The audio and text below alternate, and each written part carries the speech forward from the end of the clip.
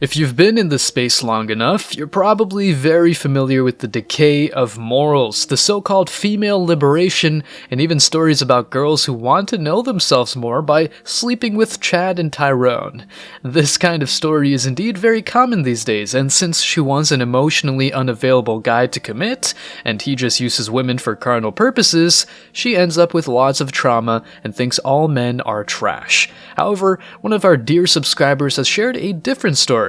He wanted to stay anonymous, and that's completely understandable. Anyway, shout out to him for sharing his experience with dating, and in particular with dating apps. These are new age ways of getting quick action easily, and he'll prove it to you in just a minute.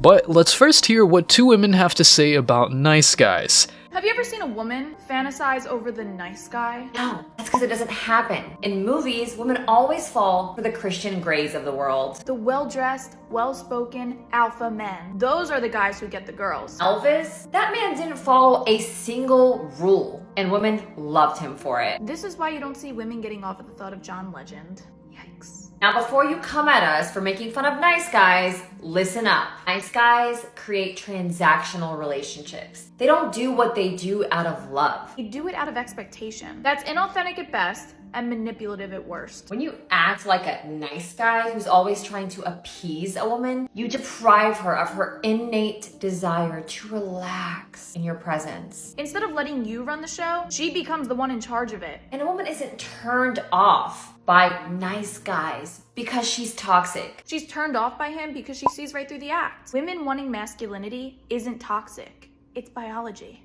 Interesting description of a nice guy. Anyway, in today's video, guys, you'll get to know our subscriber's story, how different it is from the ones you've heard before, and why it's not a good idea to trust these modern women. Stick around because I'm sure you're going to love this one.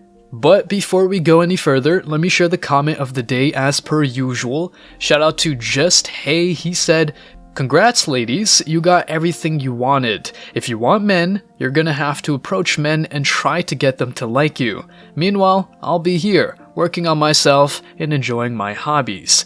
Well said, you're absolutely right. Funny, isn't it, how life works in such mysterious ways? Well, it's not entirely a mystery why things worked out the way they did, but it's what they asked for, right? Please don't forget to reach out to us by email to claim your $5. As usual, guys, I'll pick one comment from each video. It may be the funniest, the most liked, or one that touched me, so don't forget to leave a comment and you may be our next winner. Make sure to hit the like and subscribe buttons too, as it helps a lot. And now, back to the video.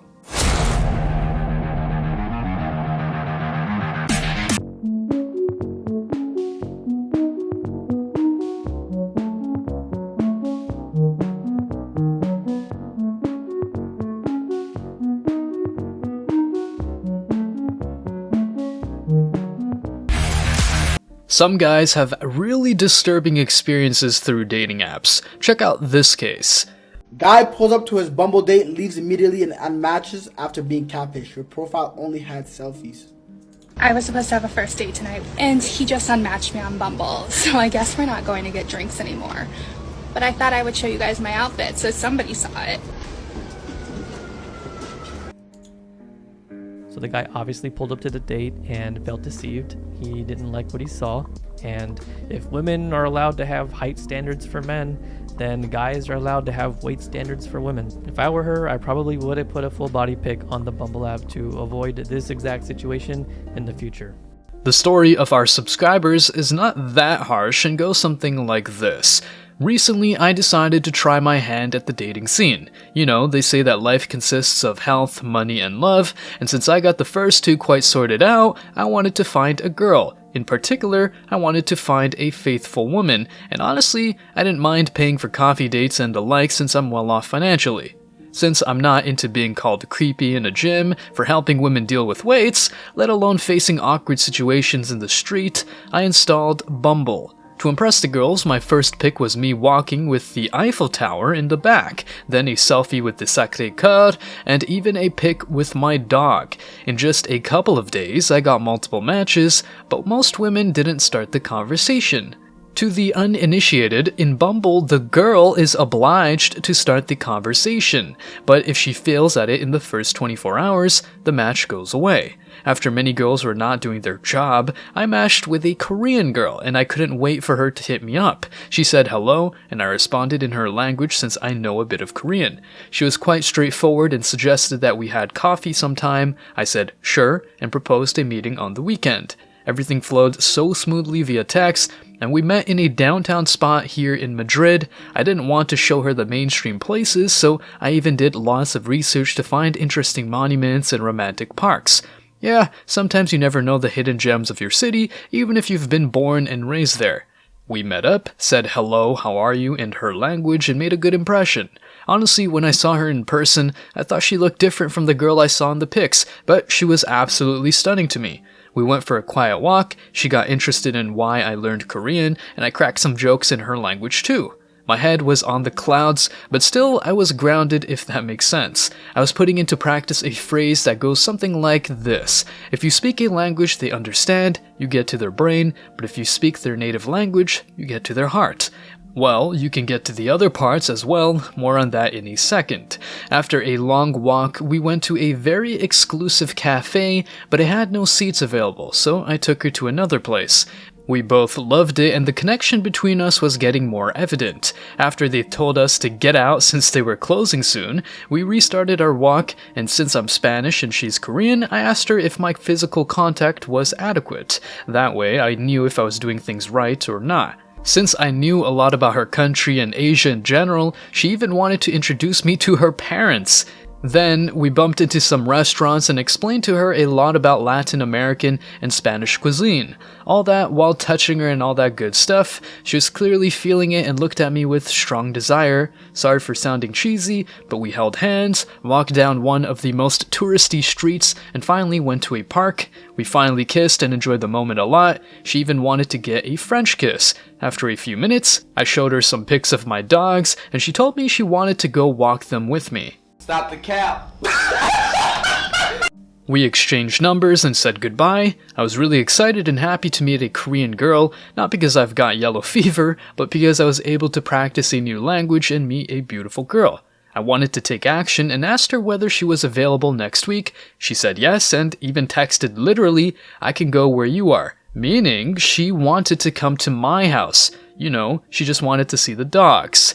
We did so and finally came back home. I treated her respectfully, offered a glass of water, and sat on the couch. Yeah, you guessed it, we did the nasty, and she moaned like crazy, okay? I was quite shocked because I had never made a woman scream like that. She even bled down there, if you know what that means. I don't know whether I took her virginity or I was aggressive that she bled down there. Anyway, she was very satisfied. After the thingy, we had dinner at home and I took her to the closest metro station. When saying goodbye, I felt something wasn't right, but let it go at that. A few days later, I wished her a nice trip since she was going to Berlin and she took a whole day to reply. Then I opened Bumble and saw she unmatched. Honestly, I felt shocked because this wasn't predictable. I'm not a Chad who uses women and throws them back on the streets. I like her as a person and not just a piece of meat. Then I asked her how her trip was going and she took another day to respond. It was weird because she said she was busy watching films and told me the trip was so far so good. That's how our subscriber ended the story, and as you can see, he cannot understand what's going on. He's treating this girl he likes respectfully, he even gives her what she wants in bed and wants her around. He even treated her to dinner at his own house. But then, after getting some quick action, she just goes on out of his life. If this was the other way around, anyone would call this man bad, abuser, disrespectful, and all that jazz. But when a woman uses a guy and ghosts her, it's all good. Her subscriber then clarified he was just fine and living his life, working on his side hustles and other high ROI activities. However, this girl's behavior is just not decent. All in all, guys, never get too attached, and if you prefer singlehood just to avoid this kind of situation, let me tell you that you're making an excellent choice. Stay strong, guys. As always, I wish you tremendous success. Now it's your turn. What do you think? Why did this woman ghost a guy she slept with, respected her? Does the story give you more reasons to avoid the dating scene? Now, given what we have heard, there can be a whole slew of reasons why she just ghosted him. That's essentially what she did. But who knows? Let me know your thoughts in the comment section below. Remember that if you leave the best comment, you will get $5. Thank you so much for watching. If you found value in this video, hit the like and subscribe buttons, ring the notification bell so you don't miss out on future uploads, drop a comment, and share it. See you in the next video, guys. Till next time.